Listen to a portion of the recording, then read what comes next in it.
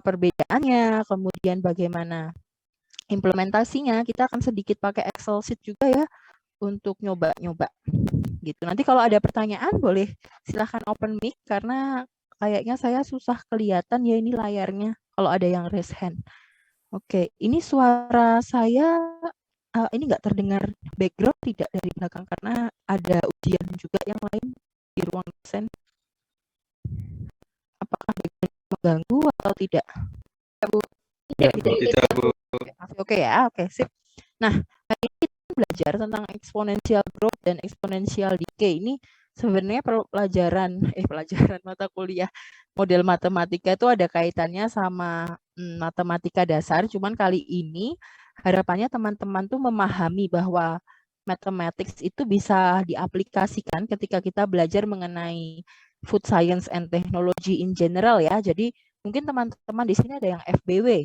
FBW kan belajar tentang apa food for beauty and wellness, itu pun aging pun itu kan bisa dilihat ya seberapa cepat orang menua, dilihat dari hormonnya atau dari enzim tertentu, atau mungkin kalau teman-teman ngambil gizi, apakah penurunan apa status gizi itu bisa dilihat polanya atau tidak, itu kan semua sebenarnya terkait sama model. Mungkin Bu Tina juga sudah sampaikan minggu lalu dan teman-teman di TP. Nanti saya akan memberikan beberapa contoh. Ini teman-teman semua pasti dapat mata pelajaran biologi ya, mata kuliah biologi ataupun mikrobiologi.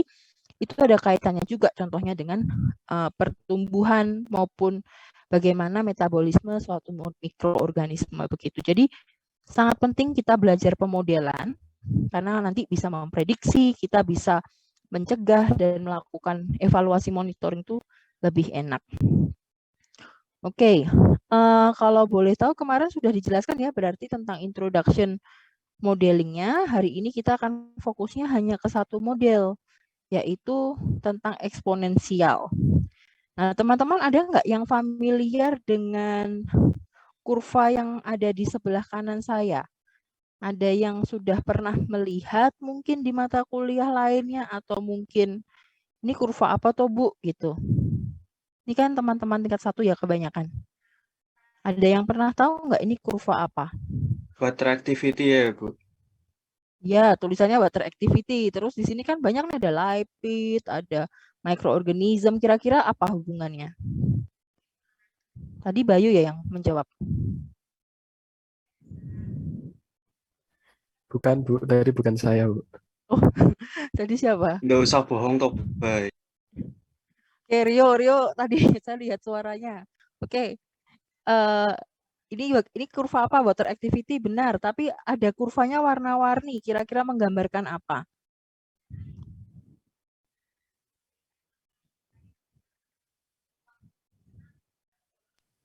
Growth rate-nya ya, Bu. Kayak tingkat pertumbuhan maksimalnya mereka ada di mana begitu, Bu. Oke, terima kasih ya Rio sama Bayu. Ini terpaksa ditunjuk. Gini, jadi ada benarnya juga ya growth rate itu untuk mikroorganismnya ini. Jadi gini, kenapa sih kurva ini ada dan masih banyak ya teman-teman kurva-kurva yang lain, teman-teman mungkin juga pernah dengar, nanti kalau nggak salah di materi-materi terakhir dengan Pak Sum akan belajar sedikit tentang Arrhenius. Arrhenius itu pendugaan umur simpan, itu pun nggak beda jauh dengan modeling kurva pakai Arrhenius. Kemudian sekarang misalnya kalau teman-teman belajar di kimia pangan, saya nggak tahu sudah masuk materinya atau belum, tapi water activity atau misalnya ada pola. Jadi modeling itu bicara tentang suatu pattern, suatu pola sehingga kita mudah untuk memprediksi. Contohnya, terjadi reaksi oksidasi lemak dengan pola seperti ini. Yang ini saya nggak tahu mengikuti persamaan apa ya, tapi dengan kondisi seperti ini, ketika nanti suatu saat teman-teman punya kondisi gini, oh water activity produk saya itu 0,5 loh, teman-teman bisa memprediksi kalau ditarik garis ke atas, kira-kira laju lipid oksidasinya seberapa, kalau ditarik ke atas enzymatic activity-nya seberapa banyak, seberapa besar, kemudian laju pertumbuhan mikroorganismenya bagaimana, bisa nggak mikroorganisme tumbuh, ini saya izin coret-coret ya. Jadi misalnya nih, dengan adanya modeling yang sudah dalam bentuk kurva, oh ini di sini.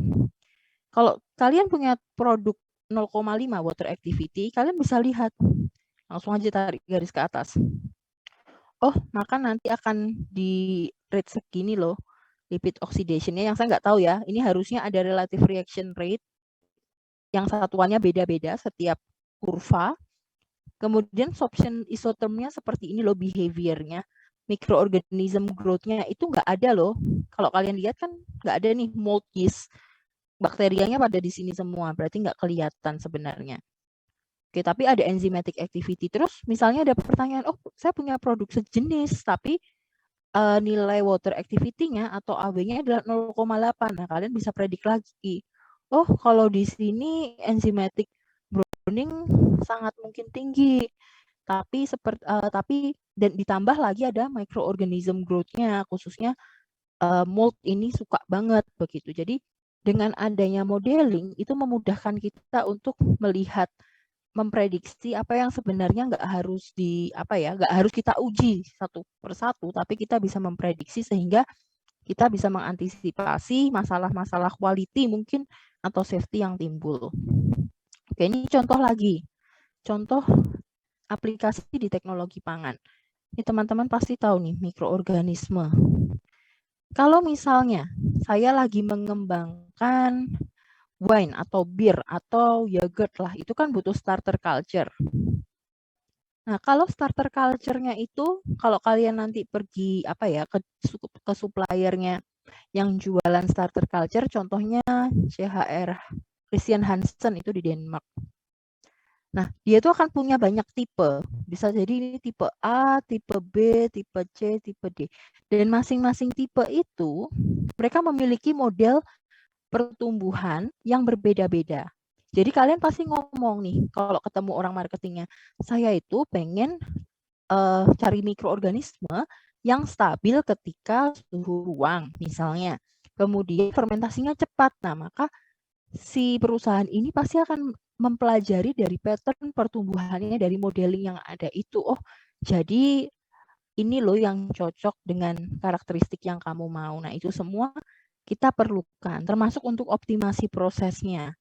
Karena dengan mengetahui pattern yang ada, teman-teman lebih memahami bagaimana menghandle starter culture ini ketika nanti di proses pangan. Oke. Kalau kemarin yang saya pelajari ketika riset S2 itu adalah tentang fluida. Fluida atau belajar tentang rheology. Jadi itu intinya apa sih? Intinya ingin memprediksi bagaimana behavior suatu fluida ketika dia ketika mereka memiliki kekentalan yang berbeda-beda, kemudian dialirkan dengan laju yang berbeda-beda, itu behaviornya seperti apa. Nah, itu pun juga pakai modeling. Nanti mungkin teman-teman akan belajar ya fisika pangan, ada yang disebut power law modelnya, ada yang disebut dengan Herschel-Buckley atau apapun itu. Jadi modeling itu sangat penting dan nggak harus selalu bilangnya, oh selalu eksponensial ya Bu, oh selalu bentuknya polinomial ya, atau mungkin teman-teman kemarin sudah sempat lihat ada berbagai jenis kurva, belum tentu seperti itu. Bahkan nanti kalau teman-teman mau advance belajar modeling dari segi fisik yang pakai surface method itu bisa juga.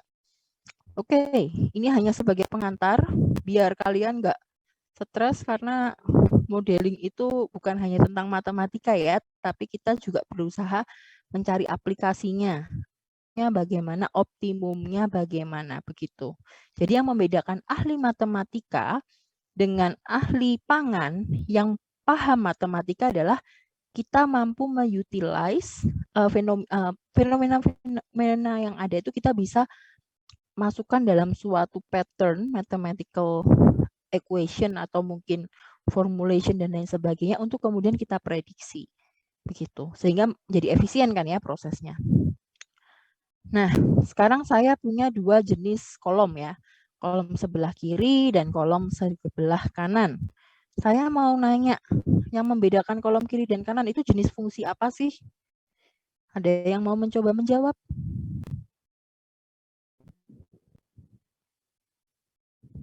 Yang kiri ini apa fungsinya, yang kanan ini fungsinya apa?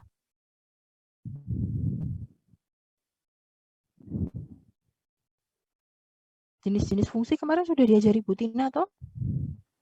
Eksponensial sama parabola, Bu. Oke, yang parabola yang mana, eksponensial yang mana?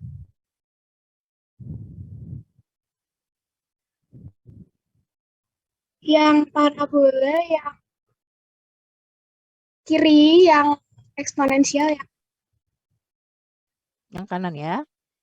Oke, terima kasih Catherine. Nah, terima kasih tadi sudah dijawab.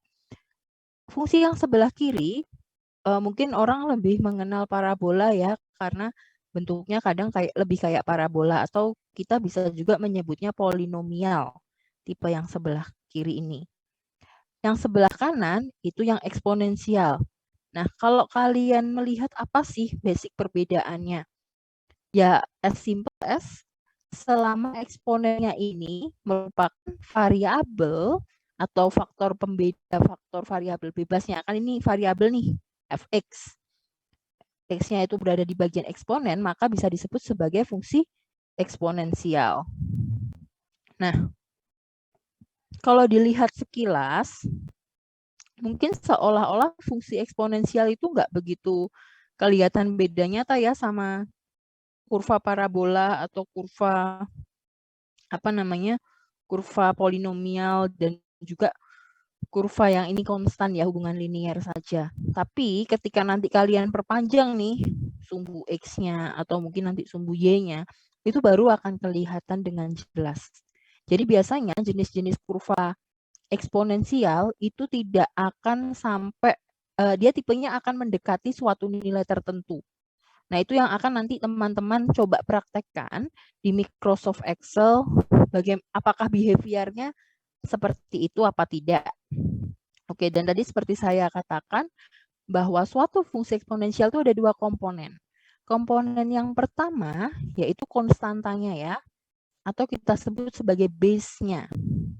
Kalau di sini base-nya berarti kan 0,3, 2, 100, 4, itu merupakan base. Nah, kemudian ada yang disebut dengan bagian eksponen, pangkatnya, yang merupakan variabel. Dan nilainya pun belum tentu hanya X saja, bisa jadi dia nanti dalam bentuk seper X, 0, berapa X, X-2, dan lain sebagainya. Itu jadi posisi X ini adalah di bagian eksponen, entah dalam bentuk apapun itu. Oke. Nah, hari ini kita akan belajar menggunakan Excel file buat teman-teman sambil latihan. Ini kalian online-nya pada pakai laptop atau ada yang pakai HP ini, kalau boleh tahu?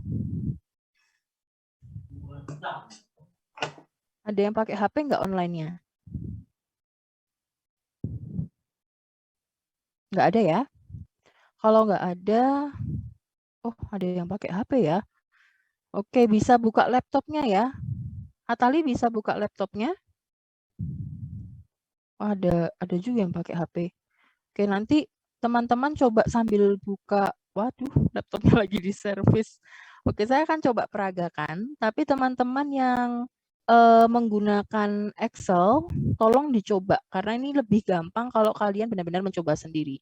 Jadi kalau mata kuliah hitungan, itu nanti kalau bisa pakai laptop ya.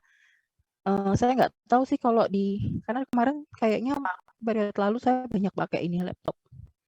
Oke, nggak apa-apa yang hari ini pakai HP, tapi nanti tolong diperhatikan. Nah, sekarang saya pengen teman-teman sebenarnya belajar untuk memahami suatu pattern. Jadi, coba teman-teman buka Excel sheet-nya, kemudian dicek bagaimana sih behavior dari kurva ketika kalian memiliki nilai B ini yang lebih besar dari 1. Jadi nanti kalian coba masukkan persamaan, nilai B-nya itu bisa 1,5, bikin 2, 10, 100 gitu ya. Kemudian coba juga kalian membuat kurva dengan nilai B antara 0 sampai 1. Ini saya izin stop share. Saya akan buka. Kita akan latihan di Excel sheet. Bentar ya. Nanti teman-teman yang menggunakan HP bisa sambil latihan. Oke. Jadi simpelnya kalian punya sumbu X, kalian punya sumbu Y. Begitu kan ya? Bisa kelihatan nggak layar Excel saya ini? Terlihat, Bu. Terlihat, Lihat ya. Bu. Oke, nah kalian ngarang aja. Misalnya boleh sih dari min 10 atau berapapun itu atau min 20. Saya kemarin nyobanya dari min 20 sampai mungkin sampai 10 kali ya, biar nanti kanan kiri sama. Nah, tadi kita akan mencoba nih. Kita coba dulu adalah yang nilai B-nya lebih dari 1 ya. Nah, kalian tinggal ini aja sebenarnya. Tinggal masukkan persamaan sembarang. Jadi bisa jadi 1,5 pangkat X. Begitu. Ini Y sama dengan 1,5 pangkat X. Oke. Ini kalian tarik ke bawah. Nggak harus 1,5 juga. Misalnya ada yang mau coba, Bu, saya pengen Y1 sama dengan berapa nih? 5 kali ya. 5 pangkat X. Sorry, salah. Tulisnya bukan di situ.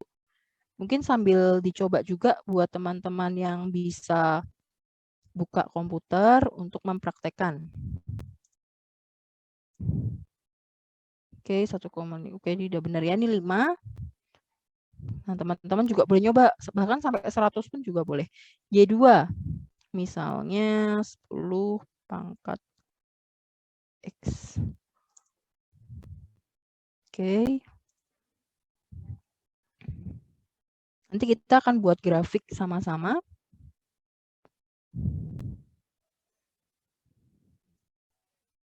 Oke, ini sudah saya tarik bawah dulu. Nah, mungkin yang terakhir agak besar ya nilainya. Ada ide nggak mau berapa nilainya? Y3-nya. Berapa pangkat X? Mau berapa? Terakhir 10 ya. 12, Bu. 15 kecilan deh, 90 ya, biar agak gede ya. 100 nggak apa-apa juga sih. Sorry, kok salah sih. Pangkat X sama dengan 90 pangkat X. Nah, ini kalau kalian sudah bikin beberapa kurva lah, sebenarnya nggak harus 3 sih, kalian boleh bikin 10 dan lain sebagainya. Tujuannya itu kita pengen tahu, kalau nilai B-nya ini makin gede, itu trennya kepakai seperti apa sih? Atau kalau nanti ya kita coba bandingkan kalau nilai B-nya itu antara 0 sampai 1, itu trennya seperti apa. Nah, kalau sudah seperti ini, teman-teman sebenarnya bisa begini. Bisa langsung buat, bentar ya. Nah, insert. Nah, kalian bisa buat seperti ini. Jadi pilihnya itu kalau di insert chart, kalian pilih yang scattered. Yang ada garisnya juga boleh. Oke. Kemudian nanti tinggal dikasih legend. Oke. Kemudian ditambahkan aja datanya. Jadi tinggal menambahkan data satu-satu. Oke, ini tadi kan seri 1 nih. Saya kasih nilai Y, begitu kan ya. Kemudian saya mau nambah. Oh, ini Y1 sekarang. Y1 itu nilai X-nya sama kan ya? Kalian blok. Nah, nilai Y-nya, Y1 ini kalian blok berarti. Oke, kita tambah lagi ya. Y2. Y2 nilai X-nya masih sama. Karena sumbu X-nya semua sama. Nih, kemudian nilai Y-nya, Y2 di sini di blok. Bentar ya. Oke, kemudian add Y3, nilai X-nya sama. Kasih tahu ya kalau saya terlalu cepat. Nanti teman-teman bisa sambil mencoba. Ini Y3. Oke. Nah, kalau sudah seperti ini, tapi ini kan susah ya melihatnya karena mungkin terlalu besar angkanya. Nah, kita bisa mengganti nilai aksisnya. Jadi kita buat mungkin maksimumnya jangan terlalu besar. Mungkin kita coba dulu 100, bisa kelihatan nggak? Kok nggak kelihatan ya? kayak garis aja. Axis option-nya bentar. Terlalu tinggi kali ya. Min 10. Oke, kalau ini udah kelihatan nggak teman-teman? Sudah mulai kelihatan pattern-nya nggak? Dari sini. Kalau kita ngatur seperti ini. Udah mulai kelihatan nggak pattern-nya kira-kira bagaimana? Ada yang mau mencoba menyimpulkan kira-kira seperti apa? Kalau nilai B-nya semakin besar, Semakin mepet ke Y-aksis ya, Bu. oke, semakin nempel ke Y-aksis ya. Ini tadi yang bilang siapa ini? Saya nggak dengar soalnya. Saya, Nggak Bu, Bayu, Bu. Bayu, ada komentar lain. Ini kan Y itu tadi berapa? B-nya ini 1,5, ini 5, ini 10, ini 90. Jadi makin lama kata Bayu mendekati Y-nya. Ada yang mau berkomentar lain? Atau semuanya sepakat? Ini kan saya nggak tahu nih, kalian sepakat nggak? Kita bisa coba nih.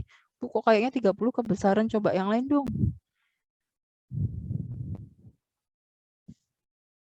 Ada yang lain atau semuanya setuju ini? Dari grafik ini setuju, Bu. Ini tak ganti ya grafiknya sekarang. Saya atur-atur biar teman-teman juga mulai kelihatan. Sekarang saya ganti. Ini biar kelihatan lebih detail. Bagaimana dengan kurva mendekati sumbu X-nya? Kalian menemukan pattern yang sama nggak?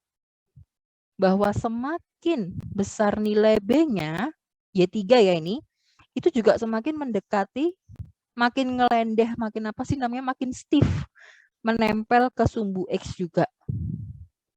Kira-kira sepakat nggak dengan kesimpulan itu? Nih kalau dilihat warna biru, kemudian ini warna oranye, abu-abu, sama kuning. Fenomenanya sama nggak kira-kira? Sama, Bu. Sama ya. Oke, jadi dari sini terlihat bahwa semakin besar nilai B, sebenarnya kan enak ya saya bisa ngasih tahu bahwa semakin besar nilai B itu nanti akan mendekati sumbu X sama Z, misalnya X sama Y. Tapi saya pengen teman-teman pun bisa mencari tahu kesimpulan itu dengan mencoba-coba, karena nggak selamanya kita akan pakai kurva eksponensial. Kan nggak mungkin kalian ngafalin, oh behaviornya kurva eksponensial gini kata Bu Cynthia. Nah saya pengen apapun jenis kurvanya teman-teman nanti harus investigasi sendiri masing-masing. Oh jadi ini kayak gini loh behaviornya, tak coba-coba gitu. Oke, kalau di sini akan kelihatan. Intinya semakin besar nilai B, itu akan dia akan bergerak mepet semakin mendekati sumbu Y dan juga sumbu X.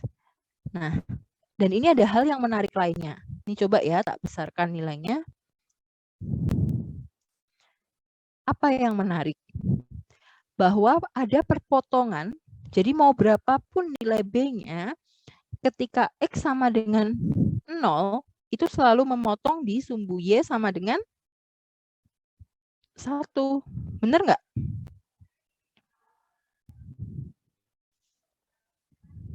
Oke. Jadi ini kelihatan dari kurvanya. Jadi mau berapapun nilai B, iyalah kalau pangkat 0 kan semua nilainya 1. Begitu.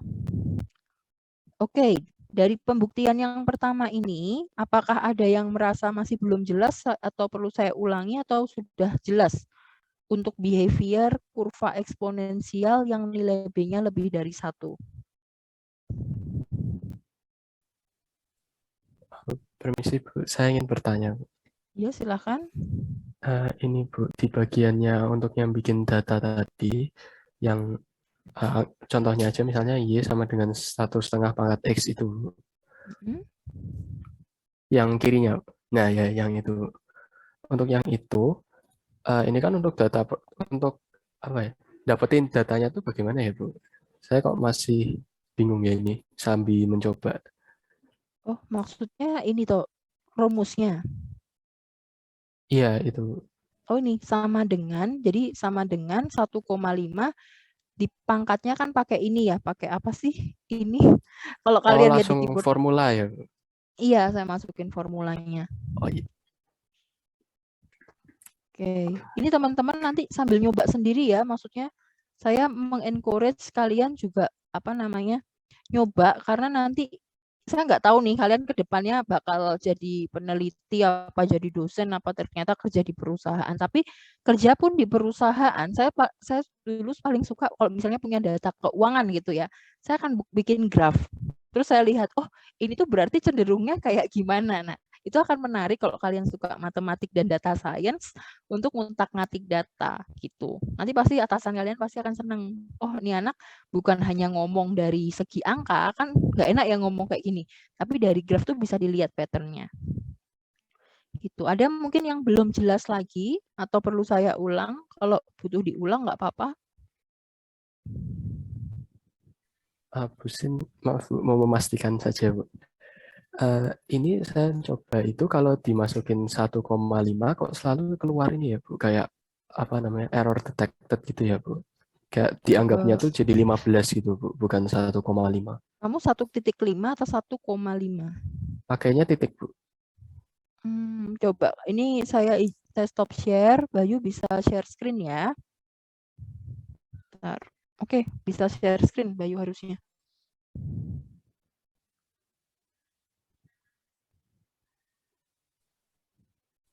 Oh, Bu, maaf Bu, tidak jadi Bu. Ternyata tadi salah ini ya Bu. Salah formula. Iya, salah formula ya Bu. Oke, teman-teman yang lain ada yang iseng sudah mencoba dan menemukan kendala?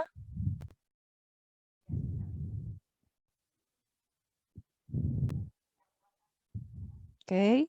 Nanti kalau di FTP kadang harus mainan sama Excel udah biasa ya. Jadi kalian mulai latihan dari tingkat 1. Nah, sekarang saya mau nanya. Kalau menurut teman-teman semua, ini tuh arahnya kurva growth atau kurva decay, penurunan? Kurva increasing trend atau decreasing trend menurut kalian dengan model kurvanya kayak gini? Tak ganti ya biar kalian agak kok nggak kelihatan, ternyata harus kecil. Ini menurut kalian apa kurvanya jenisnya? Naik, Bu. Naik ya, maka bisa disimpulkan bahwa untuk B lebih dari 1 itu adalah exponential growth tipenya. Nah, karena saya pengen teman-teman nanti akan belajar decay itu yang kayak apa sih tipenya. Oke, ini adalah tipe yang growth ya, yang selalu meningkat. Dan ini bisa dilihat bahwa semakin besar nilai B, dia akan semakin stiff, akan semakin curam. Tapi semakin kecil nilai B-nya mendekati 1, maka dia akan semakin sloppy. Semakin sloppy itu apa ya? Semakin berselop ya. Jadi makin miring. Gitu. Oke, ini saya kembali dulu ya ke slide. Tapi ini perlu saya kasih apa ya rambu-rambu hintnya bahwa stiffness atau kekakuan dari kurva itu tergantung sama base value. Nanti kalian akan tak kasih PR untuk dicoba. Ini kan enak ya, contohnya adalah 2 pangkat X misalnya. Nah, gimana kalau seandainya X-nya sendiri itu ada pengalinya, misalnya 0,2, 0,1, minus 0,3. Nah, itu kan juga akan berbeda behavior-nya. Oke, kemudian base must be positive, base must not equal to 1, dan nggak boleh sama dengan 0 dan 1. Ini syarat untuk exponential function-nya. Oke, nih, saya lanjut dulu ya. Kalau tadi sudah kita coba bersama-sama dari demo tadi, benar dikatakan bahwa untuk B nilainya lebih dari 1 itu merupakan kurva eksponensial. Dan kalian bisa lihat bahwa semakin besar B, dia makin dekat sama X-axis dan juga Y-axis. Ini nggak begitu kelihatan, tapi kalian nanti atur skalanya biar bisa diperbesar, di zoom in, zoom out. Oke, dan intersection-nya itu selalu saat X0 nilai Y-nya berpotongan di angka 1. Oke, sekarang kita coba ya untuk yang kedua, yaitu ketika nilai B-nya antara 0 dan 1. Oke, dari sini ada pertanyaan dulu sebelum kita coba yang selanjutnya. Atau boleh saya lanjut?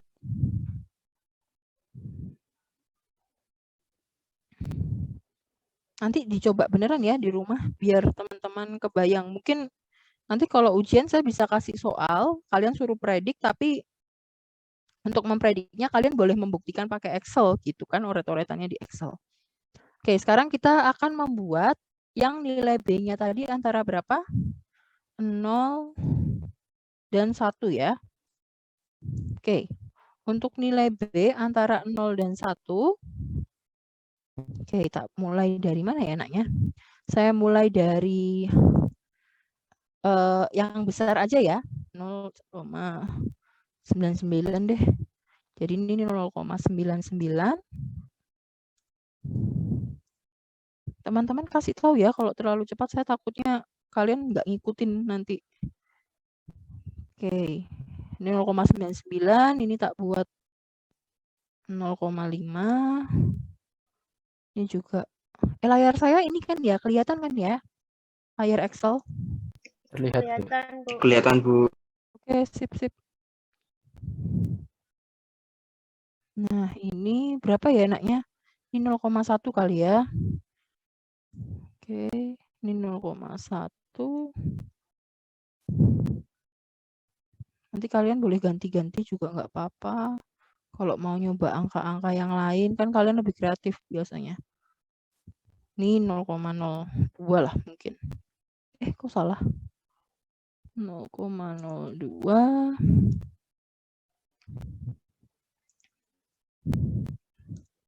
Oke, ini saya tarik ke bawah. Nah, nanti kurvanya kita akan lihat.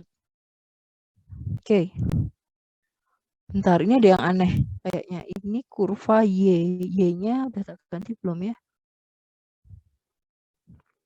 Oke. Kok Y-nya begini ya? Oh, mungkin terlalu dekat kali ya, 0,99. Baru kelihatan. Bentar ya, saya coba utak-atik kalau seandainya ini tak ganti ke 4. Oh iya, karena dia terlalu apa sih? Angkanya terlalu mendekati 1. Coba ini tak ganti 9 aja ya.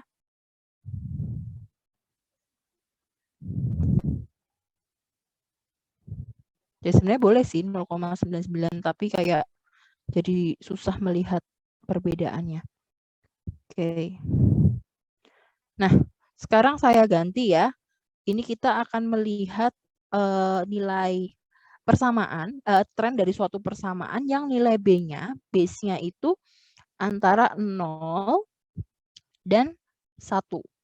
Tadi ini saya masukkan 0,9, 0,5, 0,1, dan 0,02. Nih teman-teman kalau tadi mau pakai 0,99 pun juga boleh, tapi ini akan menjadi sangat datar juga mungkin ya. Atau mungkin menjadi sangat slopey, jadi sangat miringnya itu menjauhi sumbu Y. Nah, kalau dari sini kalian bisa melihat behavior apa saja. Boleh dijawab, mungkin ada yang mau open mic. Saya coba ya, Bu. Ya, boleh Yosefa, Semakin silahkan. besar nilai B-nya, maka semakin grafiknya semakin menjauhi X dan Y. Oke. Semakin besar tuh dalam arti ini ya, semakin Ya, mendekati 1 ya. Iya, Bu. Oke, kalau ada yang lain? Behavior apa yang kita bisa lihat dari sini kira-kira?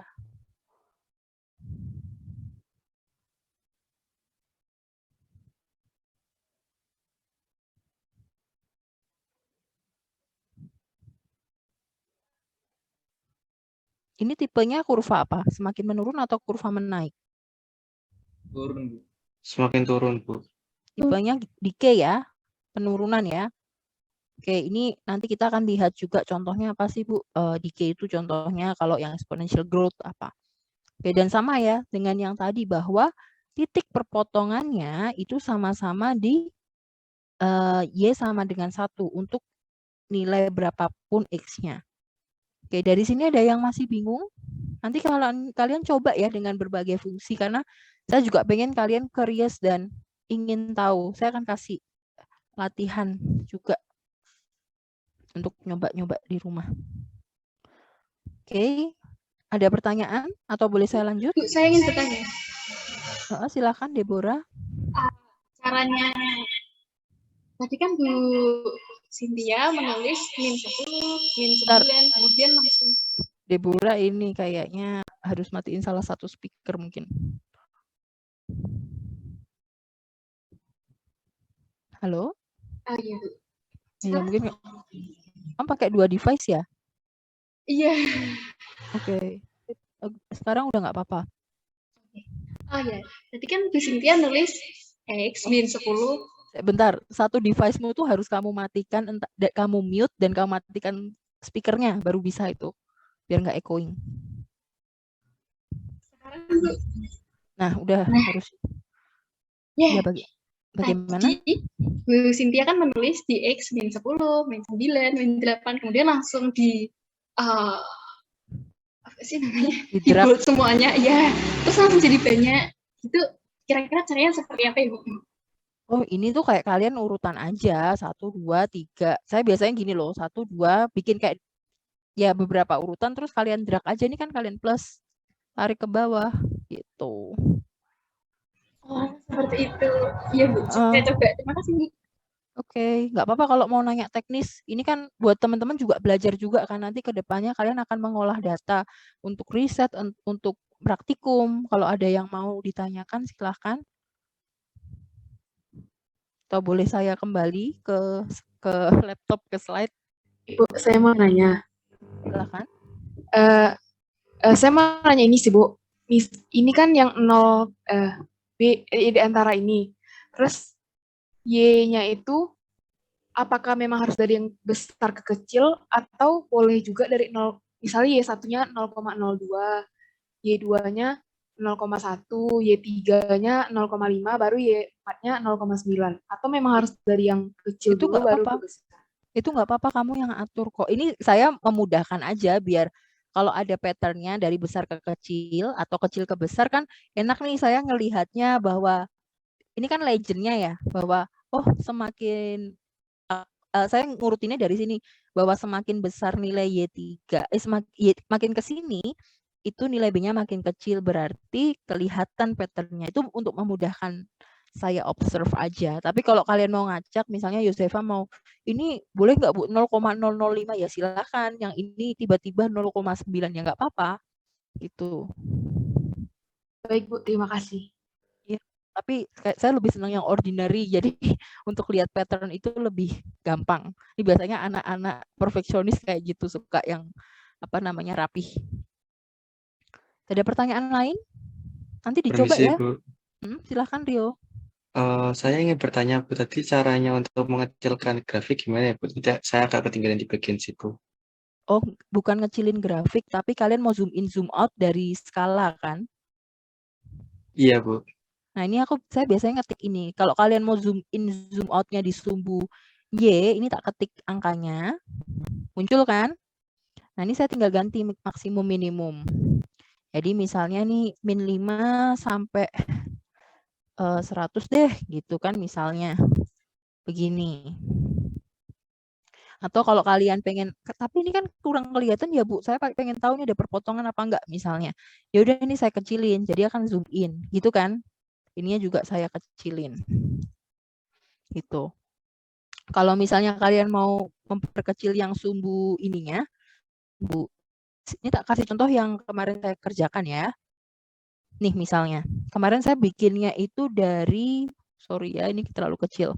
Saya bikinnya malah dari minus 20. Kan terlalu panjang tuh ya. Nah, saya mau lihat, saya cuma mau lihat ininya aja Bu, cuma dari minus 5, ya nggak apa-apa, kalian bisa seperti ini ngaturnya. Sampai 5, gitu. Tuh, bagaimana? Bisa nggak? Atau saya takut juga Excel kalian beda nanti. Sudah bisa, Bu. Terima kasih banyak, Bu. Oke, sama-sama. Nanti yang hari ini pakai HP, saran saya bisa dicoba. Ini perlu saya upload nggak yang Excel oret-oretannya? Atau kalian mau coba sendiri dulu?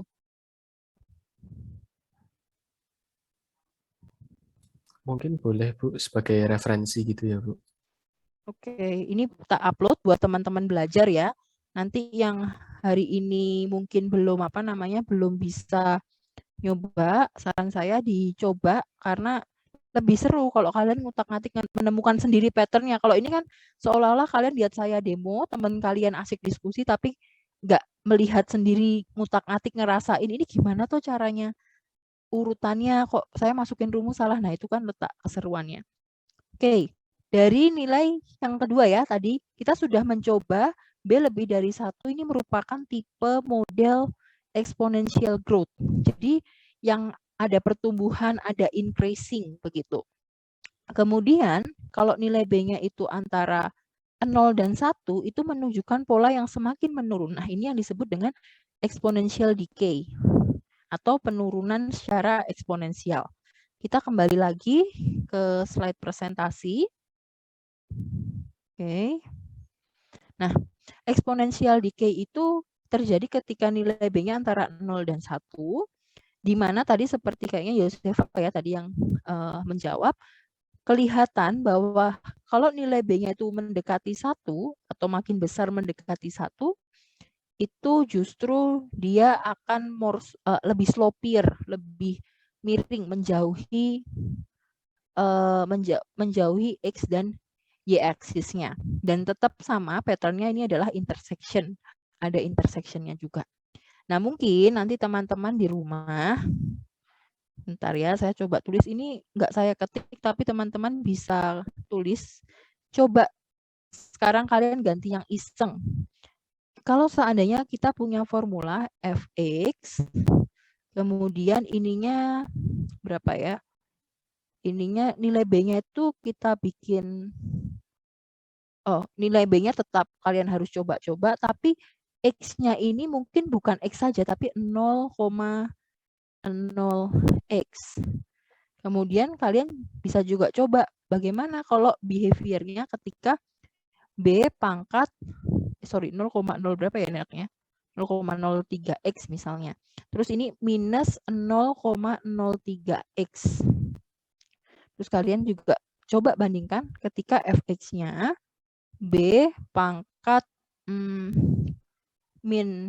pangkat 2x bandingkan dengan ketika B-nya ini adalah pangkat minus 2x. Ini coba kalian nanti utak-atik di rumah, kalian akan belajar patternnya seperti apa. Boleh juga kalau kalian iseng, Bu, yang saya pengen otak-atik ininya justru konstanta di depannya X, ya monggo gitu. Karena bisa jadi nanti behavior-nya beda gitu. Ini saya ngajarin teman-teman untuk ini ya, bukan menghafal, tapi bagaimana menemukan pattern dengan melakukan investigasi tersendiri di hitung-hitungan Excel-nya. Gitu. Nanti coba, ini nggak akan saya bahas juga minggu depan, karena minggu depan kita akan membahas latihan soal yang lain, tapi buat teman-teman belajar, karena bisa jadi nanti soal yang saya berikan ketika ujian adalah ada persamaan seperti ini. Tolong diinvestigasi seperti apa sih pattern-nya. Nanti ada pilihan A, B, C, D. Nah, kalian bisa menemukan pattern itu ketika investigasi pakai Microsoft Excel. Oke? Ada pertanyaan? Saya boleh lanjut? Saya lanjut ya. Kembali lagi ke exponential function. Tadi sudah belajar bagaimana bikin grafiknya. Kemudian bagaimana pattern atau behavior-nya. Nah, sekarang kita akan belajar sedikit ke aplikasinya. Ini terkait modul yang sudah di-upload ya. Modul itu kan sudah dari zaman sebelumnya ya. Tadi saya cuman memberikan pengantar sebelum kita masuk ke modul. Teman-teman harus paham dulu apa itu decay dan growth.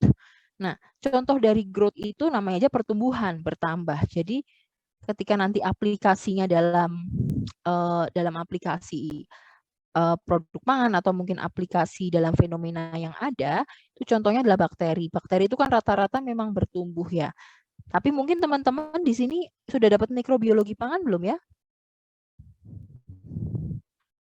Teman-teman tingkat belum ya? Tapi mungkin nanti akan belajar ya sedikit-sedikit bahwa bakteri itu tumbuh nggak selamanya begini, naik kayak naik ke puncak gunung. At the end, bakteri itu kalau kalian, ini Bu Linda nih yang ahli ngajar mikrobiologi sama Bu Laksmi. Dia akan naik. Itu yang nanti ada fase lag, fase exponential growth, terus ada fase, aduh kalian ingat nggak ya, lag phase, stationary. Jadi awalnya mungkin dia akan tumbuh gitu, tapi akan sampai di satu titik dia hanya akan stationary sampai akhirnya dia mati, tek gitu kan ya. Nah, ini yang nanti teman-teman akan pelajari, saya lupa sih di materinya Pak Sum atau saya, ini yang disebut dengan tipe-tipe model sigmoid atau logistik, saya lupa. Jadi nggak selamanya itu bakteri tumbuh itu juga selalu eksponensial. Eksponensialnya itu hanya ada di titik-titik tertentu. Jadi bisa jadi kalau saya memotong sumbu X dari X1 sampai X2, itu dia eksponensial. Tapi kalau nanti saya potongnya adalah X3 sampai saya motong ke X4, ini jadinya kok kayak kurva konstan ya Bu, Y sama dengan 60 gini doang. Iya iyalah, karena kalian menggunakan perpotongannya yang kalian pakai pun juga berbeda range-nya. Jadi range yang kalian gunakan, range itu kan bicara tentang X-nya ya, sumbu axis-nya berapa, itu menentukan jenis model juga yang cocok apa. Bisa jadi di X1, X2 tadi eksponensial betul, tapi di X2 sampai 3 bisa jadi lebih cocok ke polinomial. Kemudian X3 ke X4-nya itu lebih cocoknya ke stationary yang hanya konstan aja. Kemudian ini X4 sampai X5 misalnya. Ini bisa jadi ikutnya nggak exponential growth, tapi exponential decay. Gitu. Jadi ada faktor-faktor juga yang menentukan ini cocoknya model apa. Belum tentu exponential itu apply di semua condition. Gitu. Tapi ketika memang bakteri itu sehat di fase pertumbuhan eksponensial, ini akan lebih cocok ke tipe-tipe pertumbuhan bakteri. Karena bakteri itu kan selalu bertumbuh dan beda-beda apa ya namanya, speed-nya berbeda juga ya, tergantung kondisi. Kemudian untuk kasus-kasus doubling time, jadi untuk pelipat gandaan waktu ya, gitu itu lebih cocok. Atau mungkin nanti reaksi kimia, mungkin teman-teman pernah dengar, kenapa ya kalau di suhu dingin kalian lagi ke puncak sama kalian lagi kepanasan naik motor, itu lebih cepat marah mana kira-kira? Lebih cepat emosi kalau gimana?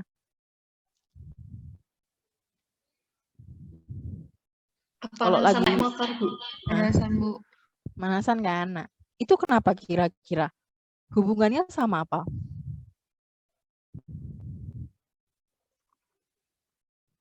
Ini sebenarnya agak apa ya? Bukan ilmiah tapi juga logis gitu. Ilmiah tapi saya hubungkan dengan kelogisan yang ada. Jadi misalnya gini, pernah dengar ya bahwa metabolisme tubuh kita itu akan semakin meningkat dengan peningkatan suhu. Atau gini, bahan pangan akan lebih cepat rusak kalau disimpan di suhu ruang, ya enggak? Dibandingkan kalian simpan di kulkas dibandingkan dengan di chiller, bener enggak? Logikanya.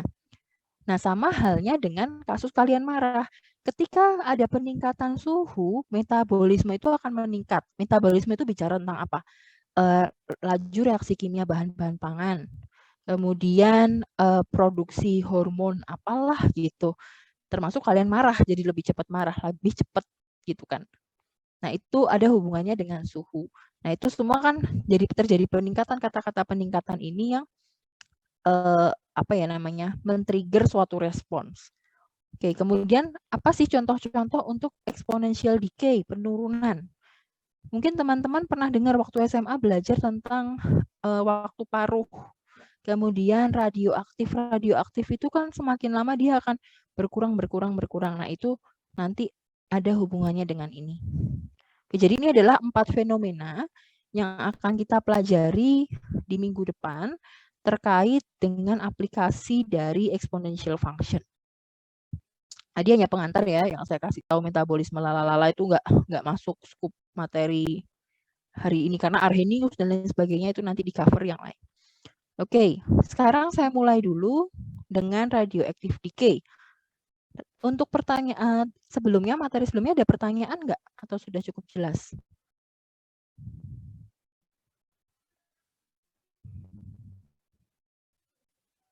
Saya boleh lanjut? Cukup jelas, Bu. Jelas Bu. Oke, saya lanjut ya. Sebentar, ini udah jam 2. Oke, ini kita break dulu nggak apa-apa kan ya? Sambil teman-teman boleh coba deh nanti pakai Excel. Kita break dulu 5 sampai pukul 2:05 karena saya mau ke toilet. Nanti sambil menunggu teman-teman boleh mengisi absen atau mencoba pakai Excel, coba diutak-atik pakai angka yang lain ya. Oke, kita mulai lanjut jam 2:05 ya teman-teman. Saya izin dulu. Siap.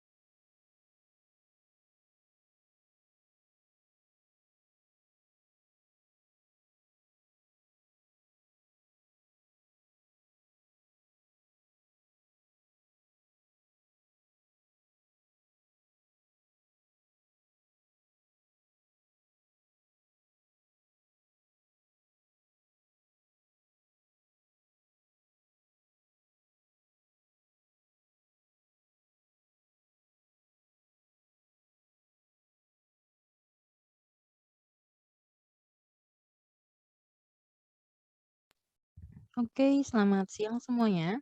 Sudah kembali lagi di depan layar? Sudah ya?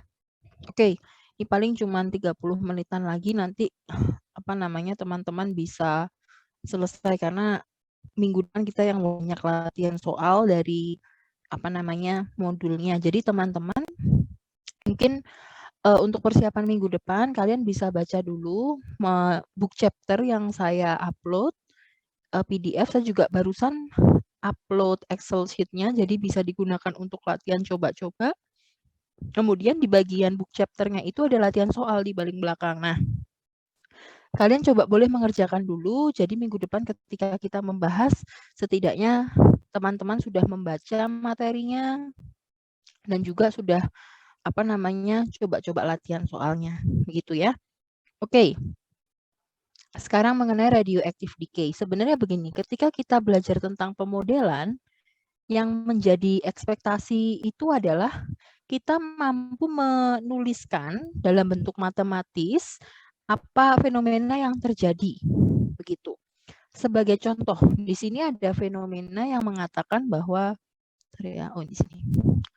di sini ada fenomena, yaitu ketika ada sebanyak NT particles, kemudian particles ini akan terus berkurang, di mana berkurangnya ini ya dengan laju yang tetap, yaitu sebesar 2%. Nah, jadi ketika kalian ada pernyataan seperti ini, kalian langsung membayangkan, oh berarti ketika saya ditanya pada waktu sekian, bisa nggak saya memprediksi waktu setelah 1 tahun, let's say, atau setelah waktu sekian waktu tertentu, saya bisa dong memprediksi, karena di sini dikatakan bahwa mula-mula teman-teman punya NT particles, kemudian selalu turun dengan laju atau selalu berkurang dengan laju yang terus sama secara konstan. Nah, kalau ditanya sekarang, bagaimana sih membuat tulisan matematisnya yang mengatakan bahwa berapa banyak populasinya setelah 1 hari. Jadi anggaplah T ini satuannya adalah day. Unitnya ya. Nah, maka kalian secara matematis bisa menuliskan jumlah partikel selama 1 hari, yaitu ditambah T sama dengan 1, itu merupakan jumlah partikel awal dikurangi 0,02, ya kan, dikali durasi waktunya. Ini kan waktunya berapa? 1 hari kan, delta T-nya. Oke. Menurunnya ini kan adalah 2% ya, 2% dari jumlah awal dikali NT, begitu. Jadi ketika ada pernyataan seperti ini, kalian bisa menuliskan secara matematis. Itu kata kuncinya. Nah, pertanyaannya, ini kan merupakan penurunan dalam satuan hari ya, jadi dalam 24 jam, penurunannya itu adalah 2%. Nah, bagaimana kalau seandainya penurunannya, seberapa besar penurunannya itu ketika 12 jam kira-kira? Kalau 12 jam saja, kira-kira menjadi berapa?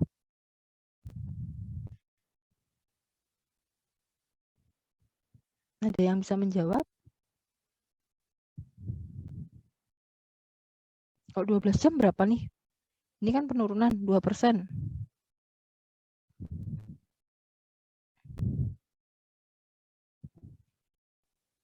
Kalau 12 jam berangkat setengahnya saja kan? Maka penurunannya masih 1%. Bagaimana dengan 6 jam? 0,5%. 3 jam 0,25%. Ini lebih lagi 0,125%. Itu. Jadi kalian bisa ya membahasakan, memformulasikan pernyataan ini. Oke. Nah, kalau seandainya tadi persamaan yang tadi itu sama ya, persamaannya tadi kan ada pernyataannya gini, kata kuncinya, mula-mula punya NT partikel, itu merupakan jumlah partikel awal. Terus laju penurunannya itu adalah 2% atau 0,02. Ini decay rate lah, saya katakanlah. Maka kalau nanti ditanya berapa jumlah partikel setelah delta T, kalian bisa menuliskannya seperti ini. NT plus delta T, karena setelah delta T sekian waktu ya, itu merupakan NT, yaitu jumlah partikel mula-mula, dikurangi dengan penurunannya. Ingat, ini adalah decay rate, penurunannya itu harus dikali dengan jumlah partikel mula-mula. Dan kenapa Bu minus? Ya karena judulnya aja penurunan, falling kan tadi. 0,02 harus dikali dengan jumlah selang waktunya, delta T dikali dengan NT. Oke. Nah, ini bisa juga kalau kalian rapikan secara aljabar menjadi NT plus delta T dikurangi NT, ini pindah ke kiri ya, menjadi minus 0,02.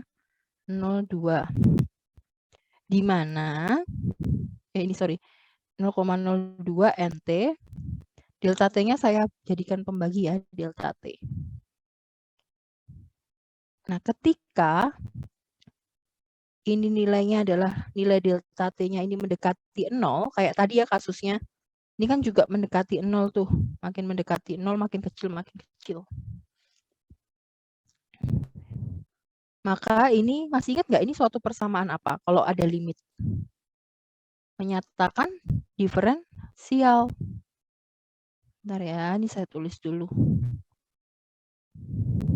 Plus 0,02 NT. Kalau teman-teman ingat, limit delta T mendekati 0 itu sebenarnya sama dengan, bisa dinyatakan dalam bentuk differential equation. Jadi N aksen T atau laju penurunannya 0,02 NT. Begitu.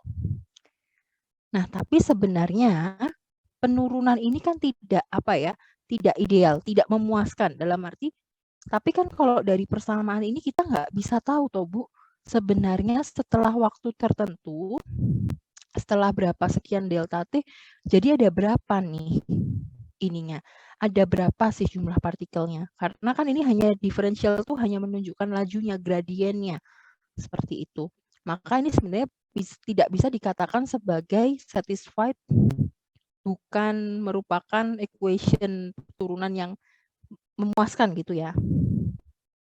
Ini masih belum satisfying equation-nya. Tapi ini mampu menggambarkan fenomena apa yang terjadi. Oleh karena itu, perlu adanya derivation 2. Nah, contoh dari derivation 2 ini contoh, itu adalah ketika kita mampu mengekspresikannya itu dalam bentuk NT. Jadi, dalam bentuk jumlah partikel setelah waktu T. Ini adalah contohnya. Jadi, persamaan umumnya itu biasanya adalah NT. Oh, ini udah ada ding. Ini persamaan umumnya. Di mana nilai A ini merupakan jumlah partikel mula-mula. Nanti teman-teman akan belajar di contoh problemnya. Kemudian minus 0,02 ini adalah decay rate-nya. Jadi ini merupakan persamaan umum laju reaksi orde berapa ya? Antara orde 0 atau orde 1. Itu yang nanti akan dipelajari di materi belakang-belakang. Tapi ini tujuan hari ini adalah teman-teman bisa membedakan. Kenapa sih kalau disuruh milih antara N aksen atau dalam bentuk derivatif sama dalam bentuk tidak derivatif, itu lebih enak menyatakan suatu exponential equation itu dalam bentuk seperti ini, karena kita bisa menentukan exact amount-nya pada waktu tertentu. Kalau ini itu hanya semacam dalam bentuk rate-nya saja, begitu. Jadi tidak nilai yang sesungguhnya. Oke. Nah, ini penjelasan ya dari yang sebelumnya bahwa fungsi NT itu menunjukkan bahwa proses ini akan selalu berubah. Bentar ya, saya coba pakai pointer. Seiring dengan berjalannya waktu. Sementara kalau bicara tentang rate of change, jadi kayak sejenis lajunya, itu lebih enak dalam bentuk derivatifnya seperti ini. Oke. Nah, dan the loss rate atau kecepatan penurunannya itu proporsional dengan nilai mula-mulanya. Karena tadi nilainya kan minus 0,02 itu kan nilainya fix ya, fix percentage, dia konstan dibandingkan dengan population size-nya pada waktu itu. Sehingga lebih dinyatakannya dalam bentuk seperti ini. Nah, kalau seandainya ini bukan radioactive decay, tapi merupakan microorganism growth, maka kalian bisa expect berarti nilainya bukan minus dong Bu, tapi plus. Iya betul, begitu.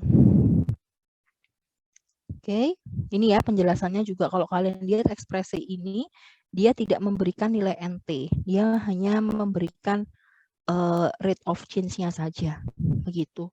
Therefore, yang kita pengenkan itu adalah dalam bentuk yang tadi derivatif atau derivation 2-nya. Satisfying, DE itu adalah derivative equation. Oke. Nah, untuk praktisnya, ini teman-teman bisa coba pelajari dulu dari modul yang ada, karena ini akan kita bahas minggu depan mengenai laju perubahan, atau kita bisa juga sih untuk menuliskan equation dulu aja hari ini. Jadi belajar untuk bagaimana menulis persamaan dari pernyataan yang ada. Oke, di sini ada pernyataannya begini.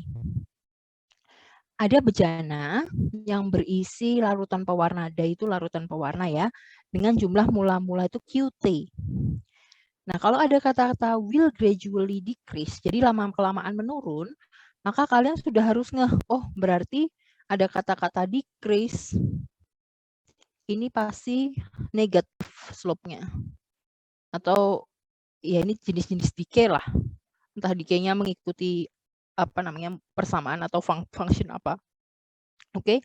Dan ini akan berkurang seiring dengan adanya pelarutan. Karena kalau kalian bayangkan nih, kalian punya satu tangki terus ketambahan air dengan adanya kelarutan, otomatis konsentrasinya akan berkurang. Begitu ya. Nah, bagaimana proses ini dapat dimodelkan dan bagaimana kita bisa memprediksinya? Nah, itu pertanyaannya. Oke, sekarang pembahasannya. Jadi begini. Ini penjelasan lebih detailnya, tapi kita coba cross check ya, apakah benar equation-nya seperti ini. Oke, pada mula-mula at time t, amount of dye, jadi jumlah pewarnanya mula-mula di vessel itu adalah QT. Jadi ini merupakan jumlah mula-mula. Dan ini selalu berkurang karena adanya efek pelarutan itu. Jadi air meninggalkan vessel tersebut dan bersama dye yang lain. Jadi kalau kalian ibaratkan gimana ya? Ini misalnya satu bejana isinya dye, ini satu bejana isinya adalah water. Nah, untuk melarutkannya ini biasanya akan keluar lewat pipa. Dari waternya pun juga akan keluar lewat pipa, di mana nanti akan ada efek pencampuran, mixing di dalam pipanya. Gitu ya. Nah, karena ini akan selalu sama, jumlah air yang keluar dan juga jumlah dye yang keluar, maka sebenarnya dari segi konsentrasi itu akan selalu sama. Jadi konsentrasinya itu pada waktu T itu equals dengan QT per V. Dinyatakan seperti ini. Ini yang disebut dengan lajunya tetap. Nah, since the fluid dengan konsentrasi tersebut keluar dengan kecepatan F2 flow, maka bisa dikatakan berapa banyak yang dikeluarkan ya sebenarnya tinggal dikalikan aja. Begitu. Jadi konsepnya begini ya, kalau teman-teman tadi masih ingat contoh tentang radioactive decay, itu kan yang menjadi decay rate-nya adalah 0 minus 0,02. Dia akan selalu berkurang sebanyak minus 2% secara terus-terusan. Nah, sama halnya dengan kasus ini. Di kasus ini terjadi pencampuran sehingga menurunkan jumlah dye atau jumlah pewarna dari vessel ini. Nah, berapa banyak ini yang hilang, itu ditentukan dengan apa? Diketahui dengan cara mengalihkan konsentrasinya, karena konsentrasi ini berkaitan dengan flow yang selalu tetap, kemudian dikalikan dengan berapa banyak yang keluar concentration flow-nya. Oleh karena itu, kalau di kasus ini yang menjadi decay rate-nya adalah QT, atau apa sih QT per V tadi? Concentration-nya. Nah, ini yang menjadi decay rate-nya. Sementara pengalinya itu adalah F. Dan kenapa ini negatif? Ini karena kembali lagi, ini merupakan decay atau penurunan.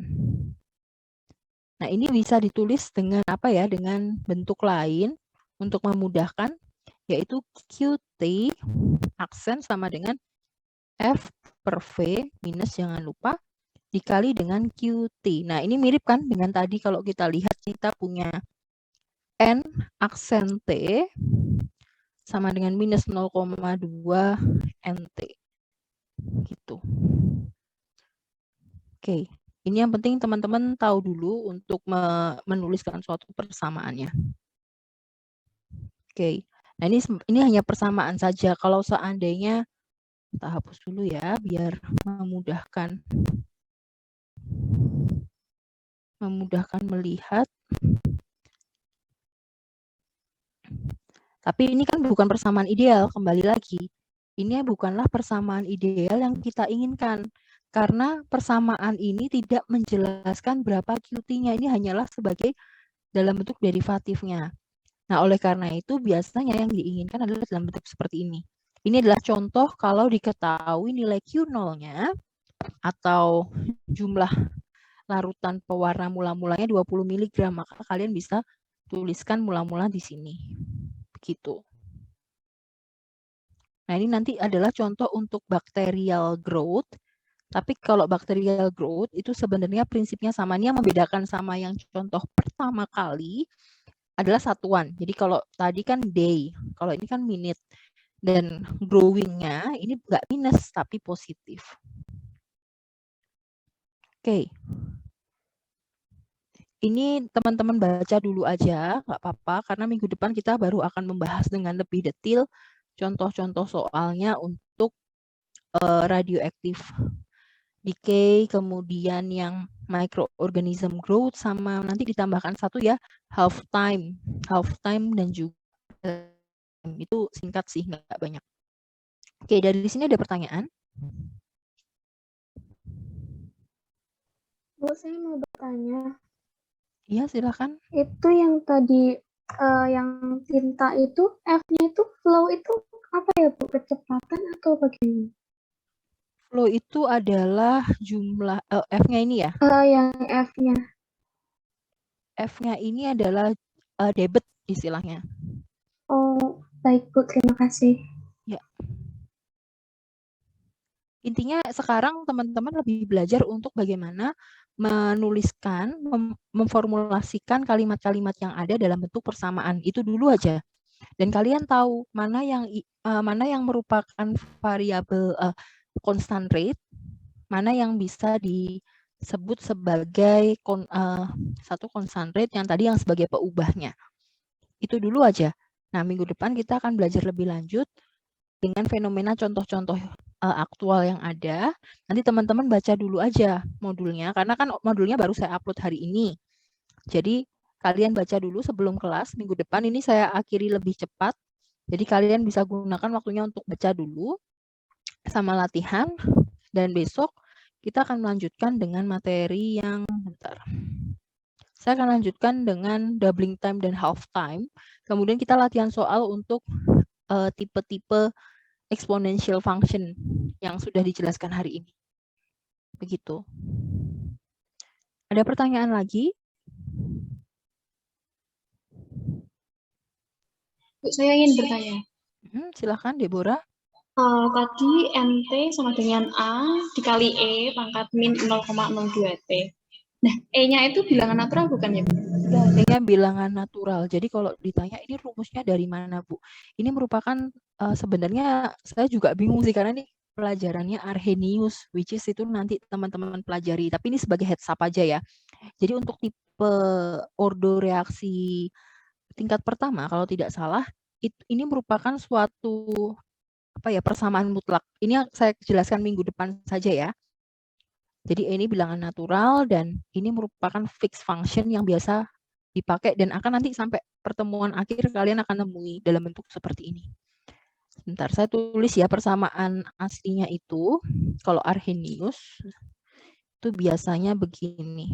Sorry. NT atau setelah waktu T lah, jumlah waktu T itu biasanya disebut A0 E K kali T.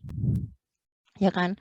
Nah, A0 itu disebut sebagai jumlah ini kok tulis jumlah mula-mula.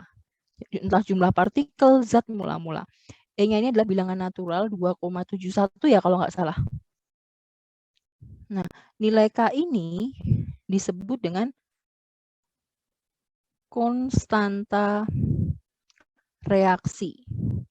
Nah, reaksi itu ada dua ya teman-teman. Bisa ada reaksi yang sifatnya makin berkurang, makanya nilainya negatif. Atau ada reaksi-reaksi yang tipenya semakin bertambah nilainya jadi makin positif. Nah, kalau kalian lihat ini hubungannya sama exponential growth, exponential function apa, Bu? Gitu. Di sini kan variabelnya apa? T kan? Nah, T di sini letaknya dia di bagian eksponensial, tapi bagian depannya minus gitu aja. Maka ini bisa tetap dikategorikan sebagai exponential function, begitu. Itu kurang lebih, jadi ini sebagai introduction, ini adalah jenis persamaan yang teman-teman nanti akan temui sampai di akhir. Tapi ini saya kasih dulu di awal, cuman nggak bisa lebih detail-detail banget, karena nanti akan ada materinya sendiri tentang ordo reaksi, tentang Arrhenius equation, begitu. Ya, terima kasih, Bu. Sama, ada pertanyaan lagi?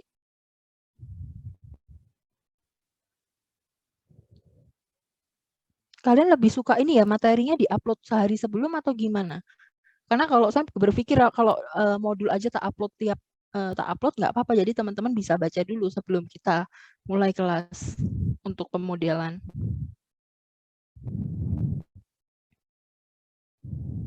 Saya upload sebelumnya aja ya kalau modul book chapternya ya. Biar Iya, Bu.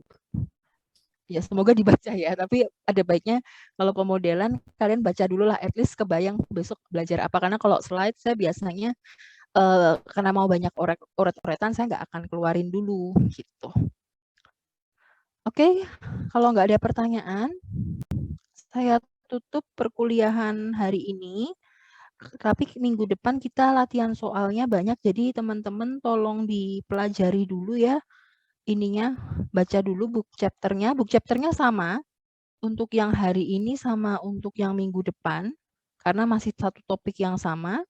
Kemudian coba dikerjakan soalnya nggak susah toh.